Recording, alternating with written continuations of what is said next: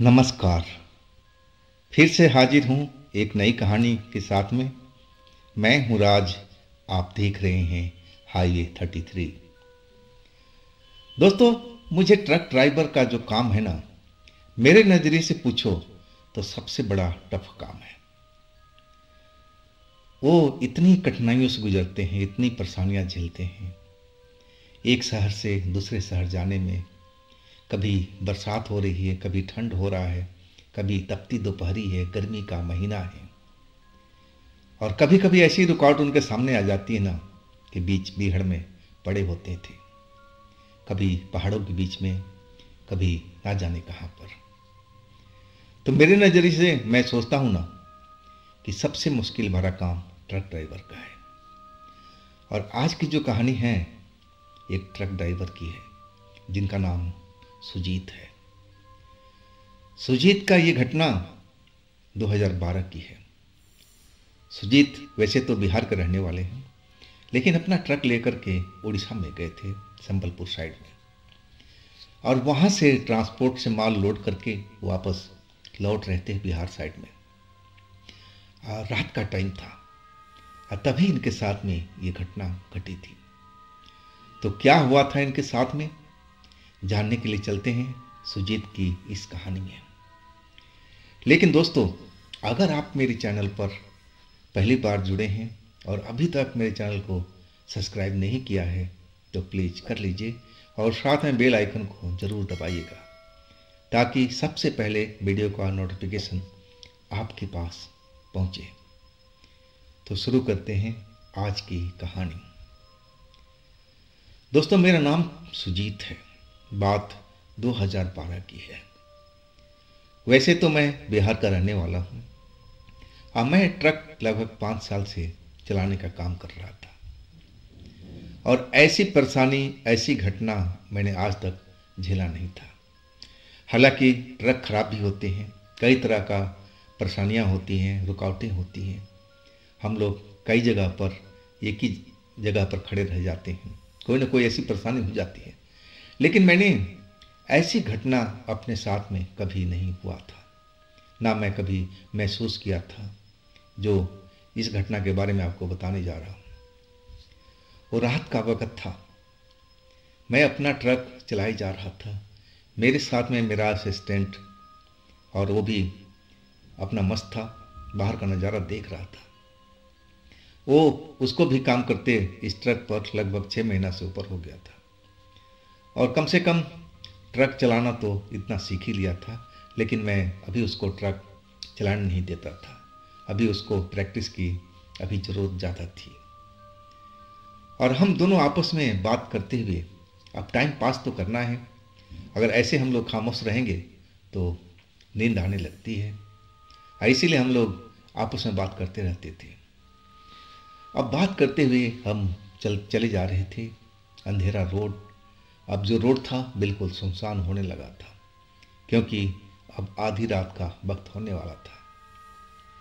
अब मेरा जो असिस्टेंट था ना, अचानक जम्हाई लेने लगा, जैसे उसको नींद आने लगी हो। अब मैं उसको बोलता रहा, अरे बच्चा जाग जा, नींद में मत आ, नहीं तो परेशानी हो जाएगी। लेकिन वो हाँ हूँ करता, हाँ उस्ताद, हाँ उस्ताद। लेकिन लग रहा था कि उसकी आंखें एकदम बोझिल हो रही हो, नींद में जाने को तैयार बैठा हो। अब मैं कहने लगा कि बेटा रुक जाते हैं कहीं पर, और अपना चेहरा और पानी से धो, मैं भी थोड़ा फ्रेश हो जाता हूँ और फिर हम चलेंगे। लेकिन जिस जगह पर मैं अपना ट्रक रुका था ना, मुझे वहाँ रुकना नहीं चाहिए था। बिल्कुल अनजान सी जगह थी, सुनसान रोड था, और कहा जाए तो बड़ा ही डरावना जगह था। लेकिन नींद की वजह से मेरे असिस्टेंट को अब मैं ट्रक रोका था। मैं भी सोचा कि मैं भी थोड़ा फ्रेश हो जाऊं और इसके बाद हम लोग चल पड़ेंगे। और जैसे ही ट्रक रोका, अब मेरा जो असिस्टेंट था फ्रेश होने लगा था, अपना चेहरा हो रहा पानी साफ करने लगा था, क्योंकि हम लोगों को रात भर का सफ़र करना था। ज़्यादातर ट्रक रात में ही हम लोग चलाया करते थे। अब वो फ्रेश होने लगा, मैं थोड़ा सोचा कि चलो इधर उधर थोड़ा बाथरूम कर लेते हैं, थोड़ा टहल भी लेते हैं कि कमर थोड़ा सीधा हो जाए। कमर तो जैसे अकड़ ही जाता था ड्राइविंग करते हुए लंबी दूरी की। और जैसे ही मैं टहल करके बाथरूम फ्रेश होकर के आया तो मैं देखा कि मेरा असिस्टेंट तो ट्रक के पास है ही नहीं, ना तो ट्रक के अंदर है और ना तो कहीं बाहर देख रहा है। अब कमाल की बात हो गई थी। और कोई बच्चा थोड़ी था, 22-23 साल का नौजवान था, गोरा चिट्ठा था और स्वभाव से बड़ा हंसमुख था। मैं उसका नाम लेकर के आवाज लगाने लगा था, कहाँ हो कहाँ हो, लेकिन ना जाने वो कहाँ था, मेरी बात का कोई जवाब ही नहीं दे रहा था। अब मैं सोचा कहीं बाथरूम वगैरह तो नहीं गया, लेकिन मैं पानी का बोतल देखा तो पानी का बोतल जिसे हम लोग बाथरूम जाया करते थे वो तो ट्रक के अंदर ही था। तो फिर कहाँ गया? दिमाग मेरा चकराने लगा था कि अचानक ही कहाँ कहाँ गायब हो गया। मैं इधर उधर देखने लगा था। अब रोड जो था बिल्कुल खाली हो गया था। अब तो इस रोड पर ट्रैफिक भी नहीं चल रहा था। तो मैं कहाँ ढूंढूं इसको, अपने असिस्टेंट को। मैं बार बार उसका नाम लेकर के आवाज़ लगा रहा था, तुम कहाँ पर हो बच्चे, कहाँ पर हो, क्या हो गया तुम्हारे, तुम तो कोई आवाज़ तो दो, तुम किस जगह पर हो। लेकिन बिल्कुल खामोशी। मैं एकदम हैरान परेशान रह गया था। समझ में नहीं आ रहा था कि अचानक ये कहाँ गायब हो सकता है। अब मैं अपने ट्रक में से छोटा एक टॉर्च रखते थे हम लोग टायर वायर को चेक करने के लिए, और टॉर्च निकाल करके मैं अब टॉर्च की सहायता से आसपास देखने लगा।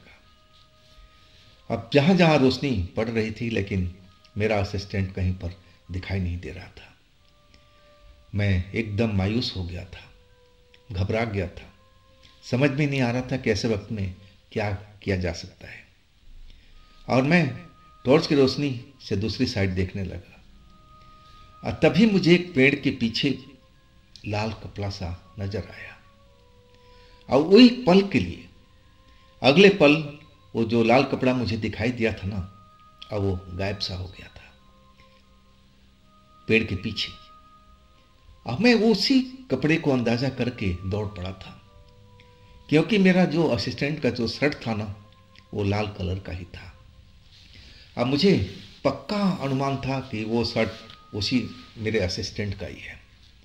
अब मैं आवाज़ लगाता हुआ दौड़ पड़ा था रोड के ऊपरली साइड में, जहाँ पर पेड़ के पीछे मैंने उसका शर्ट देखा था लाल कलर का, और उस पेड़ के पास पहुँच गया। पेड़ घना मोटा था, लंबाई भी काफ़ी, ऊंचाई भी काफ़ी थी। ना जाने किस चीज़ का पेड़ था, इतना तो मुझे अंदाज़ा नहीं लग पा रहा था। और उस टाइम मैं ये सब महसूस भी नहीं कर रहा था, देखना भी नहीं चाहता था। मेरी तो चिंता फिक्र जो थी अपने असिस्टेंट को ढूंढने की थी। और उसके पेड़ के पीछे जैसे ही मैं टॉर्च जलाते हुए गया तो क्या देख रहा हूँ, एक नौजवान लड़की अब मेरे असिस्टेंट को दबोचे हुए है, जमीन पर गिरा रखी है। और जैसे ही टॉर्च की रोशनी उस पर पड़ी और उसने जो चेहरा मेरी तरफ किया ना, तो मैं देख करके कांप गया था।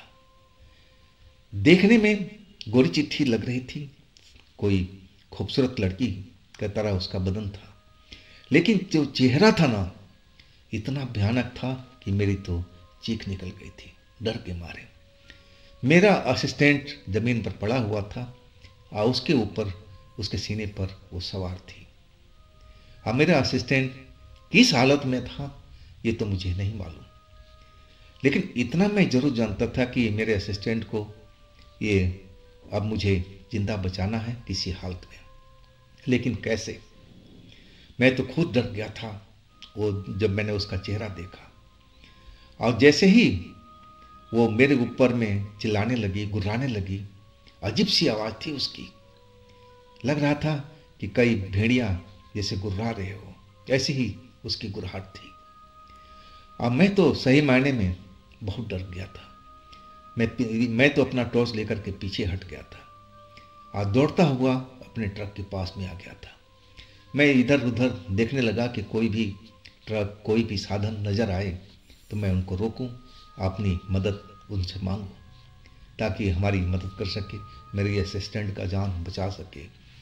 लेकिन संजोग था ऐसा कि कोई भी ट्रैफिक रोड पर चलता हुआ दिखाई नहीं दे रहा था, ना तो कोई आ रहा था ना कोई जा रहा था।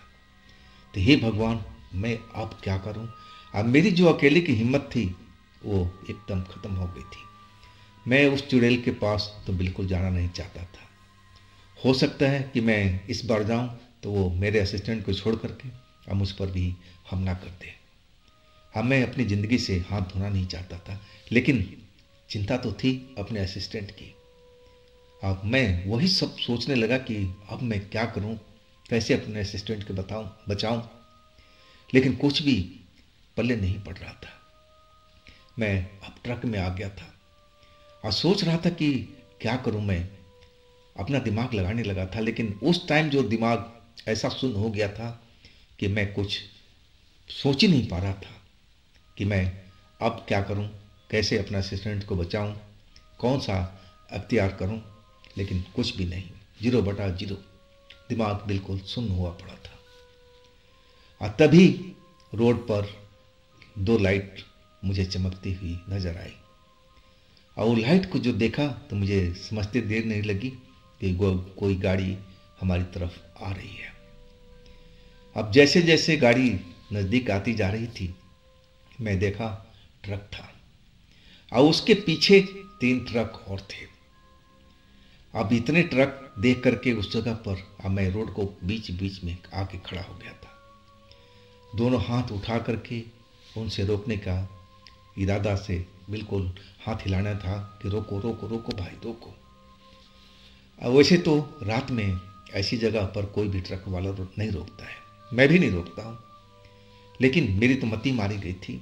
ना जाने मेरे लड़के को क्या हो गया था कि नींद के झोंके में आ रहा था। नहीं तो मैं इस जगह पर तो कभी अपना ट्रक नहीं रोकता। लेकिन अब ट्रक वाले ने देखा कि अरे तो भाई बंद है, ट्रक मेरा बगल में खड़ा है। अब मेरा वेशभूषा भी ट्रक वाला था। मैं जो मेरे वेशभूषा देख करके वो लोग पहचान गए थे कि ट्रक ड्राइवर हूँ मैं। और उन्होंने ट्रक रोक दिया और ट्रक रोकते ही वो लोग उतर करके आ गए और कहने लगे क्या हुआ है, क्या तुम्हारा ट्रक खराब हो गया? मैं बोला नहीं साहब, ट्रक खराब नहीं हुआ है। अब मैं पूरी कहानी बता दिया जल्दी से।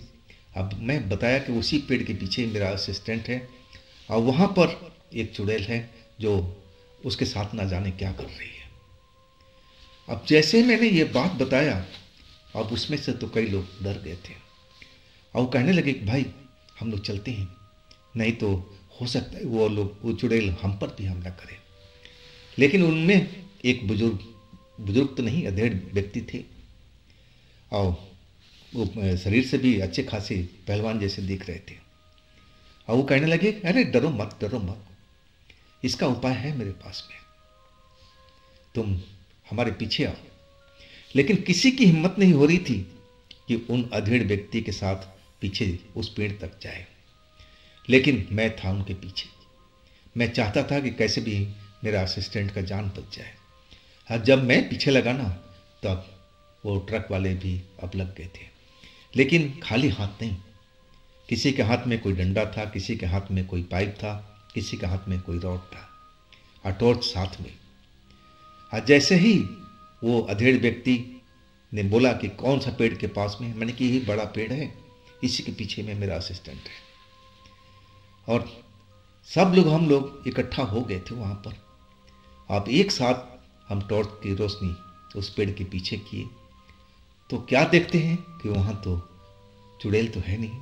हाँ, असिस्टेंट मेरा एकदम पड़ा हुआ बेसुध, उसके नाक से ब्लड निकल रहा है और वो बेहोशी के अवस्था में था। अब जो अधेड़ व्यक्ति जो थे उन्होंने बोला कि देखो इसको, जिंदा है कि मर चुका है। और मैं दौड़ के गया तो देखा कि सांस तो चल रही है। मैंने बोला उस्ताद सांस चल रही है। बोला होश में लाते हैं, लेकिन यहाँ पर नहीं, ट्रक के पास ले चलते हैं, ये चुड़ैल का इलाका है। वो अधेड़ व्यक्ति कहने लगे और हम लोग को यहाँ से जल्द निकलना चाहिए, नहीं तो हो सकता है कि सारे लोग हम लोग उसके जाल में फंस जाए। ये कोई छलावा चुड़ैल है और हम लोग यहाँ से जल्दी निकलते हैं इस लड़के को उठा करके। अब फिर हमने वही किया था। मैं अपने असिस्टेंट को उठा करके सहायता से उन लोगों के अपने ट्रक में लाया था। नाक से जो ब्लड वर्ड निकल रहा था हमने साफ किया। अब पानी और छिड़क करके होश में लाने की कोशिश करने लगे थे। लेकिन वो उस्ताद वो जो थे अधेड़ व्यक्ति, वो कहने लगे यहाँ पर टाइम मत खराब करो, अब आगे निकलते हैं, आगे किसी ढाबा पर रुकेंगे और तब इसको होश में लाएंगे, नहीं तो हम लोग सारे फंस जाएंगे। अब तुम्हें तो मालूम नहीं है कि आज कौन सी रात है। अब मैं बोली पड़ा कि नहीं उस्ताद, मुझे तो नहीं मालूम कौन सी रात है आज। वो कहने लगे आज अमावस की रात है, और अमावस की रात में चुड़ैल प्रेत शक्ति ज़्यादा ही ताकतवर हो जाती है, तो हम लोग को यहाँ पर बिल्कुल रुकना नहीं चाहिए। हम लोग आगे की तरफ निकलते हैं। इसके बाद सारा ट्रक हम लोग लेके चल पड़े थे। असिस्टेंट हमारा ट्रक के अंदर ही था, और जैसे जैसे हम लोग आगे बढ़ते जा रहे थे, अब जो मेरा असिस्टेंट था मैं देख रहा था कि वो थोड़ा थोड़ा होश में आने की कोशिश कर रहा था। बॉडी उसकी रिस्पॉन्स कर रही थी, कभी आंखें मचका रहा था, कभी हाथ को हिला रहा था। हाँ, मैं आवाज़ भी दे रहा था उसका नाम दे करके कि अब कैसा है तबीयत, कैसा है तबीयत, लेकिन अपनी आंखें पूरी तरह से खोल नहीं पा रहा था। अब हम उस एरिया से, उस जगह से काफ़ी दूर निकल गए थे और आखिरकार एक ढाबे पर पहुंचे थे, और वहाँ पर हमने ट्रक रोका। वो सारे लोग वहीं पर रुके थे। इसके बाद असिस्टेंट को हमने ट्रक से निकाला था। अब आधे बेहोशी के अंदर में था। नाम पूछने पर वो कुनमुनाता जरूर था, लेकिन बोल नहीं पाता था। आंखें खोलने का कोशिश करता था, लेकिन खोल नहीं पाता था। अब जो अधेड़ व्यक्ति थे वो कहने लगे कि अब घबराने की जरूरत नहीं है, आप चारपाई पर इसको लेटाओ, अब मैं देखता हूँ इसको होश में कैसे लाना है। इसके बाद उसको चारपाई पर लेटा करके पानी वानी छिड़का गया, लेकिन अभी भी वैसे ही कर रहा था, पूरे होश में नहीं आ रहा था।